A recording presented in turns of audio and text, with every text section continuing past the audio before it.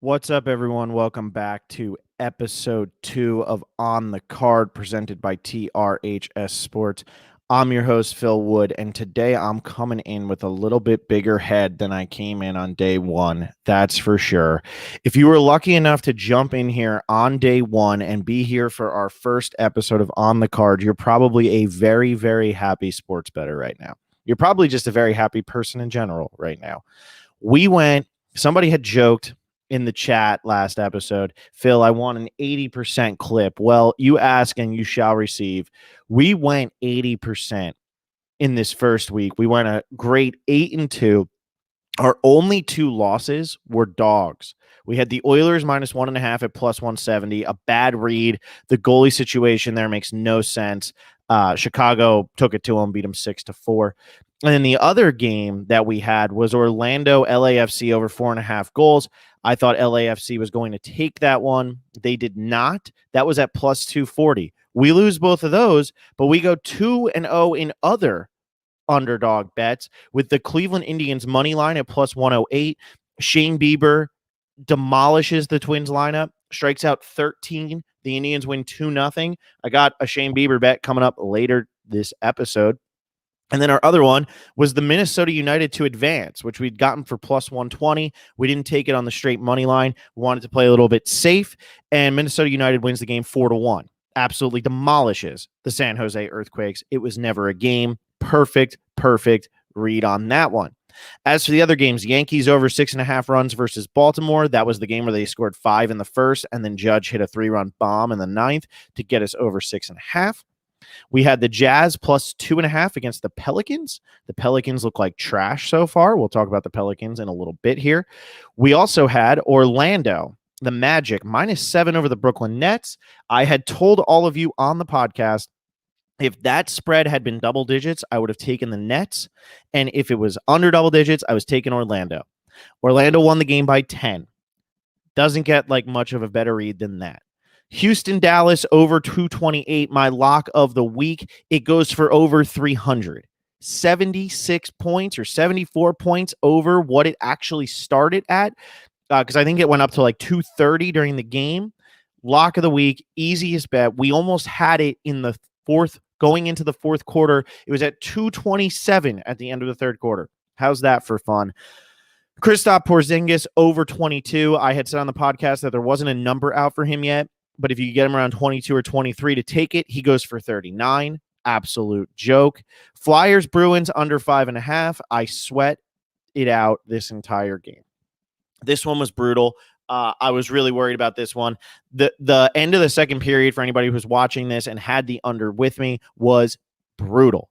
It was 2-0 with 1 minute and 9 seconds left. The Bruins score. 8 seconds later, the Flyers score. Now we only have one goal to give in the third period. The Flyers score like 5 minutes in, and the Bruins go the last 4 minutes of the game with an empty net, and yet somehow, some way, we manage to go with the under, not another goal scored. The card goes 8-2, its first week in existence, 2-2 on underdog bets, meaning we are a perfect 6-0 on bets that are not underdogs. If you were betting real units, real money, whatever you want to call it, if you were betting that on this, you made 8 times your money this week. Doubled your money 8 times. How's that for fun? We're moving into the next slate here. For anybody who doesn't really know me yet, make sure to follow me at Phil_Wood_Jr. on Twitter. I also just launched the website, realphilwood.com. If you have any questions about any lines, I know these lines move a lot. I mean, I've been writing daily betting articles for realphilwood.com, and it's been a lot of fun. I've been putting out 5 bets every day that I like. Over there, we're also killing it right now. I am at 11-5 overall. 1-3 in underdog bets. So really, if you take out the underdog bets, I'm 10-2 in these, 50-50 not inflated juice games. 10-2. We still have some futures in the mix, which we also have in the mix here on the card. Blazers have 1 win. We need them to get 3 more. The Bucks already have a loss, 1 more loss, and we hit that. Blazers, the 8 seed, that's getting a little bit trickier. The Spurs are doing really well. However, the Spurs are about to play their third game in 4 days, which is probably not a good thing for them. So if you want to check it out, realphilwood.com. I have a spot there on the homepage where you could message me if you have any questions. It'll go right to my email. Also tweet at me, DM me. I've already been answering some people's messages as they come in asking me about certain bets. All right, on to this week's bets. This is a loaded slate. This is probably going to be the most fun week we've ever had in sports history, with the MLB, the NHL, and the NBA just putting out games. Somebody had tweeted today that this is March Madness except for an entire month. We are literally going to be having games from 9 a.m. in the morning until late at night. Anybody who was saying, wow, we need the COVID cases to go down, I think we just figured out the solution. Put sports on from 9 in the morning until I have to go to bed here on the West Coast. We're having a great time, and nobody's going to leave their house. I don't even like to leave my house to go get food anymore. So we just have a crazy, crazy slate looking here. I'm going to start off with the NBA, because the NBA is where I've been absolutely killing it. If you've been following along on realphilwood.com, we took our first 2 losses yesterday, but we were 8-0 up till that point. I had Nurk over 14 points in yesterday's game. He had 15 in the first half. I had Jared Allen, who I had told everybody to seriously consider, and this is the benefit of going and actually following my website. I write about not just the bets I like, but also the things that I'm kind of feeling here. Like, I would take this. I'm thinking about it, but I'm only trying to write down 5 bets. I had Jared Allen over 13.5 points. He went over in the first half as well. So that one didn't actually end up on the card. Another one that we had was the Suns plus 5.5. If you followed along with that one, it actually ended up in a Suns victory. And thank you, Emmett from Boston. Says, "Hey, Phil, great job. Keep it up." Thanks, man. I'm trying. And then we had the Phoenix Dallas over, which was a loss, but that was our first like regular loss. We had parlayed. We had made a parlay yesterday, but the Phoenix Dallas over, it was at 237. Which was crazy. Should have went over, but the Mavericks went 6 of 31 from 3. So just a pain. But go ahead and follow me over there. You'll get daily bets. I'm going to be kind of putting out a lot of feelers for this week. So I'm going to give you some solid bets, but then I'm going to put out a lot of feelers. And if you want to know like how I'm feeling about it on the day of, make sure to follow me at Phil Wood Jr. or go to my website, realphilwood.com. All right, into the NBA today, where we on the card were a perfect 4-0 last week. And I'm hoping to keep this going because I like a lot of these right now. It's a shame that I'm doing this on Monday morning and I'm not doing this on Sunday night. If I was doing this on Sunday night, these lines were so pretty. We had the Pacers at minus 6.5 over the Wizards on Sunday night. I've seen it at minus 8. I've seen it at minus 8.5. I've seen it at minus 7.5. Shop around, look across all these different sports books, find the best number for you. Right now, the best I can find is minus 7.5 on this morning. If I would have done this last night, we had minus 6.5. Great bet. I still think minus 7.5 is a great bet. In the NBA, I mean, I know that, there's really no key numbers. This still is like a 3-4 possession that we need them to win by. I still like it. The Wizards are playing right now back-to-back days, which is going to be a key and something I'm going to talk about a lot tonight or today. The Wizards are playing back-to-back days, barely 24 hours, less than 24 hours between the end of their game and the beginning of this game. Less than 24 hours. That is huge. They're playing already their third game. The Pacers are playing their second, and the Wizards have less than 24 hours. The Pacers played really well against the Sixers, even without Malcolm Brogdon. TJ Warren, what did he go for, 53? It was something insane like that. I think his over-under was set at 25 or 26, whatever. I like the Pacers to just take it to the Wizards. The Wizards essentially have nothing to play for right now. They're the first team in the bubble to pretty much be eliminated. They could still feasibly get into an 8-9 series, especially since the Nets aren't very good. But I'm just not, I don't know. I just don't think that there's anything for them to pretty much be eliminated from playoff contention and then have to play less than 24 hours later against a team that's much better than you. I really, really like the Miami. I'm sorry, now I'm looking at the wrong thing. I really, really like the Indiana Pacers here at minus 7.5.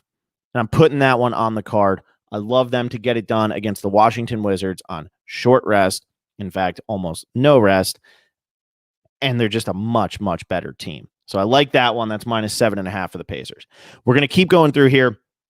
Another game I like, and again, this is going to become a trend, is me looking at these back-to-back games. I think this is going to be huge throughout this, because for anybody who watched like the Rockets versus the Mavericks, anybody who watched the Lakers versus the Clippers, or not the, I'm sorry, not the Lakers versus the Raptors, because the Raptors hadn't played yet.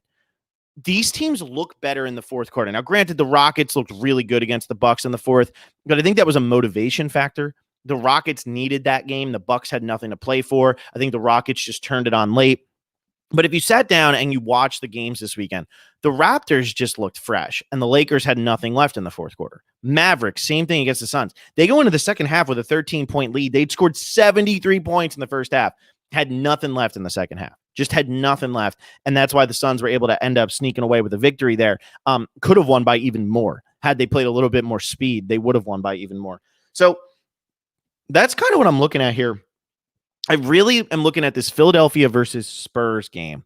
And I know a lot of people are probably wondering, well, you know, Philadelphia doesn't really play much defense. The Spurs, on the other hand, they looked pretty good against the Grizzlies. They did. They stuck it to the Grizzlies, and the Grizzlies almost came back on them, but the Spurs have positioned themselves pretty nicely into the 9th seed here. I like the Spurs to possibly be able to pull out a win here, but I like this game to be a little bit lower scoring than we're thinking. Right now, unfortunately, the Spurs is down to 109.5. I had it at 111 last night. I like this down to 108.5, so I'd go to another point here in case you're listening to this late.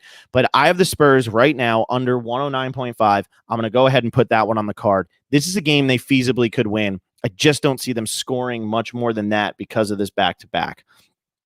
I was going to think about the Grizzlies and the Pelicans, but both of those teams have looked so bad, I can't figure them out. The Pelicans were pathetic against the Clippers. Now, I get it, it's the Clippers, but they were pathetic. There is nothing there. That team is not good, but they're favored against the Grizzlies here. Do I like that? No, I don't. I don't like the Pelicans, but I also don't like the Grizzlies on a back-to-back after they've lost 2 games in a row now to the teams that are breathing right down their neck. They lost to the Spurs. They lost to the Trailblazers. I don't know what they're going to be able to do in this game. I think the Pelicans might be able to do a little get right here. Maybe they start playing Zion a little bit more just because now the games are starting to mean a little bit more. But I don't know. This is a must win, I feel like, for the Grizzlies. I don't know if I like them to get it done, so I'm going to avoid that game. But I wanted to mention it. So right now we're looking at 2 games with the Pacers and the Spurs. I'm going to go now to the Jazz Lakers. I could not figure out this line when it opened up. I was expecting this to be about 210 with the Jazz over under at about 100. When it opened, it was 219 and the Jazz were at 106.5. It has since dropped because I think bettors are intelligent for the most part. And I now have it as Jazz under 105.5, Lakers Jazz under 217.5. I'm taking both. And I don't know if that's the smartest move in the world. If you have to lean one, Jazz under 105.5, one of my favorite bets of the week, arguably the best bet of the week. Jazz under 105.5. They can't score. They put up 106 against the Pelicans. They should have lost that game to the Pelicans. The Pelicans absolutely blew it. And then they turn around and they score 94, I'm pretty sure, in their second game. They don't look like they have any type of offense. They're still missing Bogdanovic, and it's killing them. It's absolutely killing them. Now they're going to go play against one of the best defensive teams in the NBA. And I don't know if Vegas is just expecting the Lakers to not play very hard in this game. But even if they don't play very hard, the Jazz like to play slow. That's just what they do. The Jazz play slow. The Lakers play good defense. Why is this up around 219? And why are we expecting the Utah Jazz to go over 100 points? I do not understand it. Jazz under 105.5. Lakers Jazz under 217.5. Putting them both on the card. If you only want to take one here, take the Jazz under. It's probably my favorite bet that I'm going to be talking about this entire week. So there you go with that one. I have 2 other bets for today that are possible to look at. I'm going to end up placing them. I got the Raptors -3.5 over the Heat. I know the Heat looked really good in their first game. But the Nuggets had a scratch of Murray right before the game, which I think was a big deal. Two of their best players out of the game. Joker played pretty good, but the Heat really pulled away in the second half. I like, though, the Raptors right now. I think they're on a mission. I think that they want to prove that they are for real and that they are a serious contender to win the NBA title. They looked amazing against the Lakers. Could have possibly been a letdown game here. However, I like them to keep it going against the Heat because I just think they're that much better, and they got the day off in between. I think that's going to work in their favor. Finally, Chris Paul's total number is at 16.5. He played 27 minutes in the first game, scored 18 when the Thunder took care of business, really dominated the game from start to finish. So I like him to play a couple more minutes here, get more than 16.5 against a Nuggets team that is meh. All right. So that's it for the NBA that I have right now. I'm throwing all of those on the card. Pacers, -7.5. Spurs, under 109.5. Raptors, -3.5. Chris Paul, over 16.5. Jazz, under 105.5. Lakers, Jazz, under 217.5. What about the rest of the week? Because I'm only going to be doing these on Mondays and Thursdays, Thursday nights, so it'll be kind of a lead into the weekend. Like I said, if you want to follow along, realphilwood.com, you'll get sports bets every day. These are the games that I have my eye on because of the back-to-back situation. Magic versus the Pacers tomorrow. Jonathan Isaac out for the year because he tore his ACL. Pacers on a back-to-back. Interesting game to look at if you're looking at a spread there. I'm expecting the Pacers to definitely be favored, but if you can get that around like 1.5 or 2, I would take that. If it goes up too high, if it's like around 6 again, like it was today, 6.5, 7.5, something like that, I actually kind of like the Magic even without Jonathan Isaac because of the Pacers playing on the back-to-back. Celtics versus Heat. Heat on a back-to-back. I like the Celtics there. Probably all the way up to 5.5, just so you can kind of get an idea of where I'm thinking here. Raptors versus Orlando on Wednesday. Orlando will be on a back-to-back. Love the Raptors, really, no matter what that spread's going to be. Anything under double digits, I think, is a really good spread there. And then Boston versus the Nets. They're both on back-to-backs. This is on Wednesday as well. Both of them are on back-to-backs.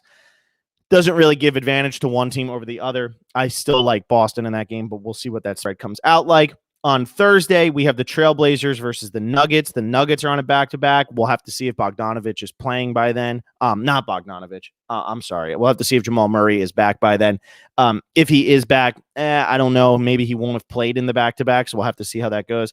And then we have the Lakers versus Houston. The Lakers are on a back-to-back. These are just things to look at because I really do believe that fatigue is going to play a role in the bubble here. We're already starting to see it, and I think it's going to continue as we move forward throughout this really exciting tournament that we're looking at here.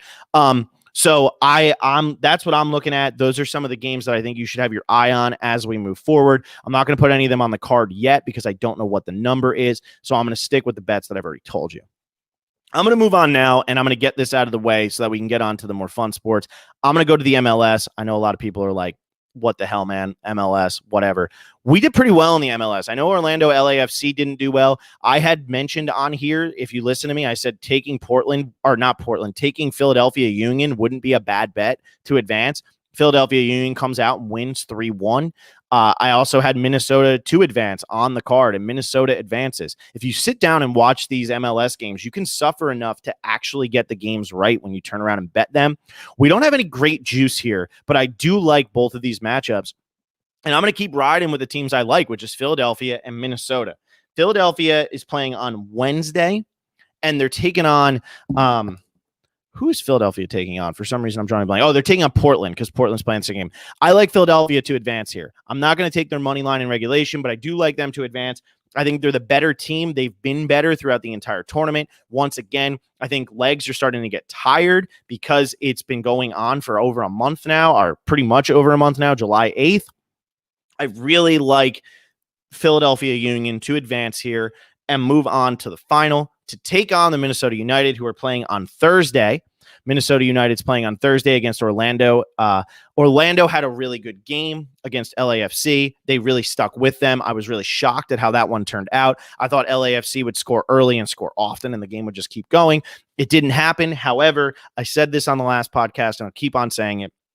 Minnesota's defense is the one thing in the MLS I trust. They shut down a pretty good San Jose offense, only gave up 1 goal. They've been playing consistently throughout the entire tournament. Their offense is starting to come to life a little bit. I like them to be able to score against Orlando, and Orlando, who has really, they have a pretty good thing going on the offensive end. I like Minnesota to be able to shut that down. I don't think Orlando's going to score in this game. We'll see what ends up happening, but I'm putting Minnesota on the card. So if you're looking for MLS bets, I just covered it in 3 minutes so that everybody doesn't have to sit here and listen too long because it is the MLS. We only have 3 games left on this MLS is back tournament. I don't know what they're actually going to end up doing with the season. When the season comes around, I highly doubt I'm going to be placing bets on that. But hey, it's a tournament. Like I said, sports are sports. Tournaments are tournaments. You cannot not bet tournaments. Philadelphia Union to advance on Wednesday. Minnesota United to advance on Thursday. All right. Back to real sports that actually have players who we want to talk about. Let's go to the MLB. We didn't think the MLB was still going to be here. This weekend got really, really sketchy. And for anybody who's listening, tune out these beat writers who have clearly forgotten how to write about just the sport in general. I feel like we're in this situation right now where the only thing that MLB writers, and I'm not saying all of them, but a lot of them, the bigger ones, the only thing MLB writers are looking to do right now is tell the story of coronavirus. Now, granted, it's a huge story that's going on throughout the MLB, but how is it that on the same day that we're told the MLB is going to be canceled, the commissioner comes out and says, I'm not a quitter. There's no reason to stop now. How is it the same day? What people need to realize is that message from Manfred to the players was essentially what Goodell has to tell Josh Gordon every year, which is don't smoke weed. If you smoke weed, you're out of the league. And then Josh Gordon goes and smoke weed. But that's essentially what this message was from Rob Manfred. It was, if you don't get it under control, I'm cutting off your salaries. Well, then the media went and ran with it as if, the MLB season's not going to make it till Monday. I think we're going to crown a World Series champion.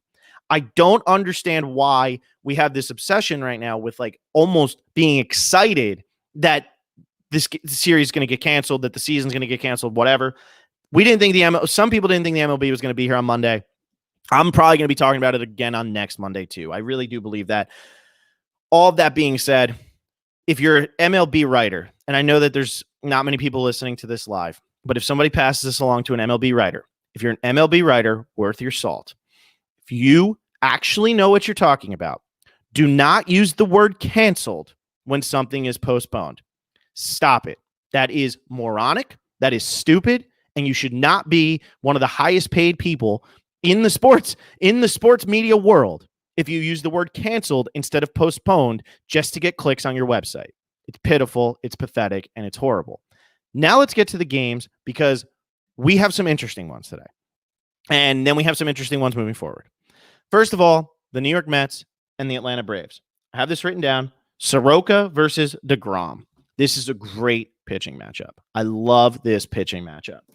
Soroka, 11.1 innings, 8 hits, 3 runs, 2 earned runs, 8 Ks this season. DeGrom, 11 innings. I can't read my handwriting.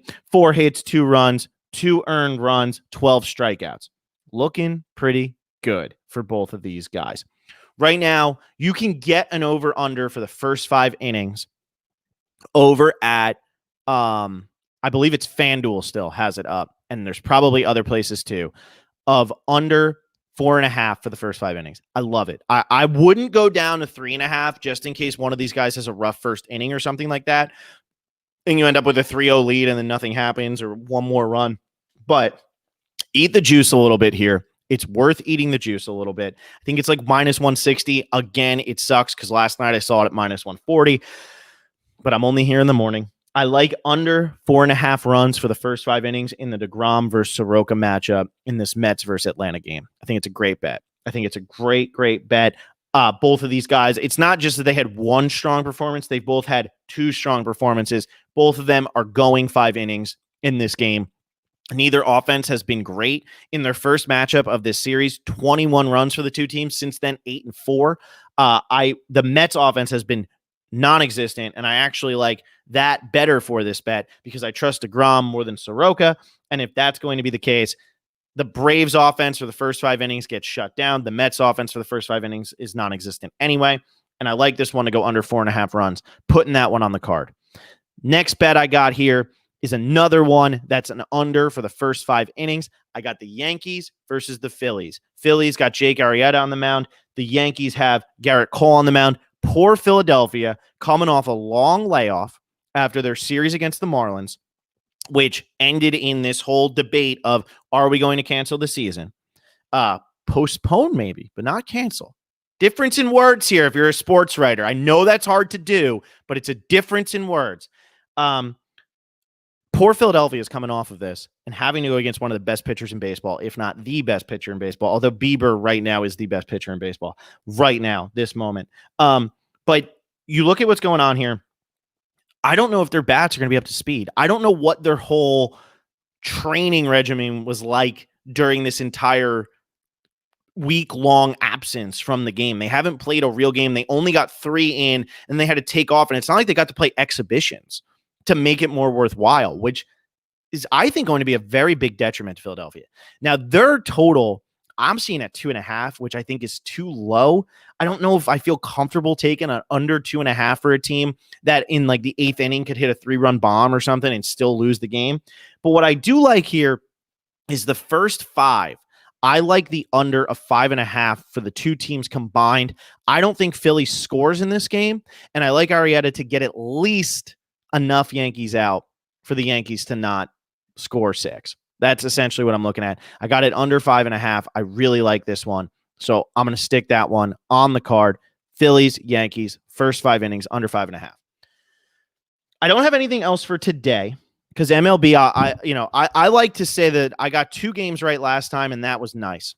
MLB is really, it's tough. It's not really my thing. It's, I have to figure it out as I actually watch it. To me, there's no pace of play. And right now, momentum is really not playing effect because there's nobody in the stands, and baseball is not like basketball where you can really get the momentum and everything like that, no matter what, just because you're running and all of that. I'm looking, though, at Cincinnati, Cleveland on Tuesday. Bieber's getting his next start. He's going against Cincinnati. Cleveland's offense hasn't been good lately. They just didn't look good in their series against the Twins. They're going to be playing against Cincinnati. Here's what I'm looking at for this game. I'm looking at first half under for the two teams. I think it's going to be around 4.5. I like the under. And I'm going with the game under. That might even be 7 or 8, and I still like the under. Bieber's been going off right now. He's got 27 strikeouts in 2 games. But Cleveland's offense isn't very good. And even though Cincinnati's pitching staff doesn't actually say who the starter is yet for Tuesday, even though Cincinnati's pitching staff isn't excellent, I think they're good enough. So I like this game's under for the first 5 innings if you can get it under 4.5. And I like this game's total under if you can get it pretty much down to 7. Get it at 8, good on you. If you get it at 9, run with it. But anything under anything 7 or higher, I really like here. So that's all I got for the MLB, though. Like I said, it's a little bit tough still because even if the season isn't being canceled, we don't know when games are being played. Games are being postponed. The Brewers-Cardinals situation, the Phillies and the Orioles, everything is just getting moved around so much that it's really, really hard for me to figure out what I want to do with the MLB right now. So those are my bets for the MLB. I got pretty much 4 of them.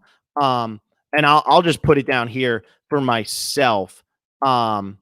First 5 under 4.5, and then Cincinnati, Cleveland under 7 or 8, just to see how we do. Because if we hit that, hey, we put it on the card. Not bad at all. All right. Finally, I'm moving on to the NHL. For any of you who follow me on the site, I had taken, or last week here, we had the Oilers -1.5. They came out like trash. The goalie situation, Mike Smith started. He was awful. Like, is awful even nice enough of a word? Gives up 6 goals. Terrible. I don't know who's actually starting for the Oilers moving forward, so I'm not going to touch the Oilers. Although that Oilers Blackhawks over 6.5 looks really enticing. I want to see it happen twice. And I feel like what's going to end up happening is if I take that over right now, I'm going to be jumping in a little too late, and I'm just going to be pissed off at myself and be like, why did you do it? Why did you do it, Phil? Why did you just stay away? So I'm going to look at some other games here that I really like. I'm going to start with because I don't even know what time these games are on at today, but I want to make sure that I get them in for everybody. So I'm going to start with the NHL. Oh, shoot. The Carolina and Rangers game is already on, so we're not going to be talking about that one, unfortunately, because it's already started, and the Hurricanes are already up 1-0. I didn't realize that game started at 9 a.m., so that one is tossed out the window. Pittsburgh minus 167 as the money line. I really like this. I think they're the better team than Montreal. I think they come out and I think they beat Montreal. Montreal got off to a hot start. Pittsburgh came back. The game was even throughout the entire third period. And then ultimately what ended up happening was the Penguins just couldn't find the back of the net. I like them to find the back of the net a couple times in this game. I think they are much better. It's that 5-12 matchup. And with Pittsburgh, it's different than with Edmonton. I feel like Pittsburgh just has more talent. And Pittsburgh has been in this situation before where Edmonton really hasn't. So I'm going to go with Pittsburgh here to defeat the Montreal Canadiens in their game tonight at 8:00 Eastern time, and even up this series at 1-1. For anybody who was following on my website, I have the Rangers series line. Right now, they're losing to the Hurricanes 1-0. They're already down 1-0 in the series. Hopefully, they're able to put it back together. I do like the Rangers, though. They're just a more physical team than Carolina. Their power play was just putrid. 0 for 7 on the power play in game 1 of the series. I like them, though, because they're more physical, and I feel like they started to play better in the second half. I think if they can string all of that together, they can really, really keep the Hurricanes on their heels. Even if it doesn't happen in this game. Look, game 3, which is actually being played tomorrow, that is tomorrow. I'm taking the Rangers in that game. So because I couldn't take them today, I'm going to take the Rangers money line tomorrow. I don't care what it is. This is for 8-4 for anybody who's listening. This is for August 4th. I'm taking the Rangers money line because I think playing back-to-back games against a team as physical as the Rangers is going to wear on Carolina. And even if the Rangers lose today, I like Carolina, or I like them to be at least able to steal one game here. So I'm taking the money line for the Rangers tomorrow. And then the other game that I like here is Winnipeg-Calgary under 5.5 goals. I really like this one. The two teams average about 6 goals for against per game. If you add up their for and against for both teams, they average about 6. But with Scheifele, I can never pronounce his name right, but Scheifele, he's out because of the dirty hit, or the hit that, was dirty. And everybody is now really pissed off about the coach the coach was furious. So with him out, I like this game to be low scoring. The last game was 4-1, still was under, and I feel like that might be the highest scoring game we get in this series. So I like this one to go under, possibly a 3-2 situation again or something along those lines. But neither one of these teams is like a high-flying scoring team, kind of like the way that the Flyers played the other day. I don't really like either of these teams to be that good on the offensive end. And if anybody's wondering, the Rangers just tied it up at 1. Series line, money line. If anybody was wondering too, I was going to take the money line for the Rangers today, but obviously that's too late of a bet to get in. Aside from that, Rangers tomorrow, Winnipeg, Calgary under 5.5 today. And I like the Pittsburgh money line today. All three of those are going on the card for Tuesday, Wednesday, Thursday. The NHL, I'm kind of trying to feel out still. I feel like just because we watched one game, I don't necessarily feel like we saw the better teams win. One team that looked amazing to me was the Philadelphia Flyers. And like I said on the first podcast, I gave you all the teams that I'm a fan of. The Celtics, the Lions, the Yankees, and the Flyers. But the Flyers looked the best I've ever seen the Flyers look in my entire life. Since the Lindros, Recchi, Desjardins days, this was the best that team has ever looked. They beat the Bruins 4-1, and they dominated. Now, Tuukka Rask didn't play, which had I known that I might not have taken the under 5.5. Still happy that I didn't know that at the time because the under ends up hitting. But, man, that team looked good. Every time they had an open shot, you knew it was going to the back of the net. They can score. They play really good defense. They looked like a sound hockey team. Out of all the games I've watched, which I've watched pretty much all of them, I couldn't tell you what a single player on the Washington Capitals looks like, although obviously I know players on the Washington Capitals, but I didn't watch anything from that Capitals Tampa Bay series, so I'm not going to be placing a bet on that. I'm going to watch that game today and let you all know how I feel about that then. So kind of a Monday heavy card. A Monday heavy, a couple bets on Tuesday. I don't really see anything I love on Wednesday that I could at least say out loud right now. But what I am telling you all for Wednesday and Thursday is make sure to go to realphilwood.com. I'm going to be giving my sports betting advice, and the games you should be looking at are the Raptors against the Magic. You should be looking at the Trailblazers against the Nuggets, the Lakers against Houston.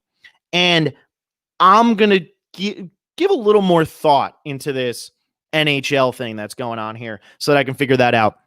So while the card pretty much only has Monday and Tuesday bets, I will have more bets than that for you to explore, for you to get excited about. It's also tough now with player props and things like that. They don't start coming out till later. So, it was easy when I started off on day one of the NBA season, because when I start off on day one of the NBA season, everything's out for the opening games. Now that things are a little bit more fluid, they don't really have that out. So just to run back through what's on the card for this week, we have the New York Mets, Atlanta Braves, first 5 under 4.5. Philadelphia versus Yankees, first 5 under 5.5. For Tuesday, even though these lines aren't out, this is what I'm telling you to look at. Cleveland versus Cincinnati, under 7 at the lowest, possibly up to, I think you could get this all the way up to 9. First 5 for Cleveland and Cincinnati, under 4.5. It might be 3.5 by the time this game goes off. I don't know if I love that, just because maybe Cleveland's bats come to life a little bit in that first inning.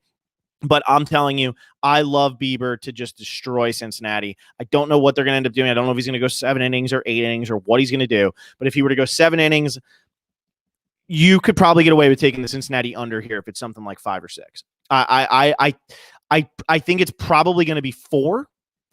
And if it's 4, I think there's a good chance you push there. So that's one to think about. Going over to the NBA, Pacers minus 7.5, Spurs under 109.5, Raptors minus 3.5, Chris Paul over 16.5, Jazz under 105.5, Lakers Jazz under 217.5. Looking forward, Magic. We want to look at the Magic Raptors game. We want to look at the Celtics Heat game. We want to look at the Magic Raptors. We want to look at the Celtics Heat. And we want to look for sure at the Toronto versus Orlando game. I really like that one. Okay. NHL, Pittsburgh minus 167. New York Rangers money line for tomorrow. Winnipeg, Calgary under 5.5 for today. And then for the MLS, everybody's favorite sport in the entire world, we got the Philadelphia Union to advance on Wednesday and Minnesota United to advance on Thursday. For anybody who was having a hard time keeping up, I'm just going to give the dates one more time for my NBA, NHL, and MLB, just because I want you guys to know what's today and what's not today. MLB, today, Mets and Atlanta under 4.5 for the first 5. Today, Yankees, Phillies, first 5 under 5.5. Tomorrow, Tuesday, 8-4, Cincinnati, Cleveland, both of those bets. NBA today, Pacers minus 7.5, Spurs under 109.5, Raptors minus 3.5, Chris Paul over 16.5, Jazz under 105.5, Lakers Jazz under 217.5. That's all today for the NHL. Pittsburgh's today, Winnipeg, Calgary's today. New York Rangers money line is for tomorrow because unfortunately we missed the bet today. I wanted to take the Rangers today.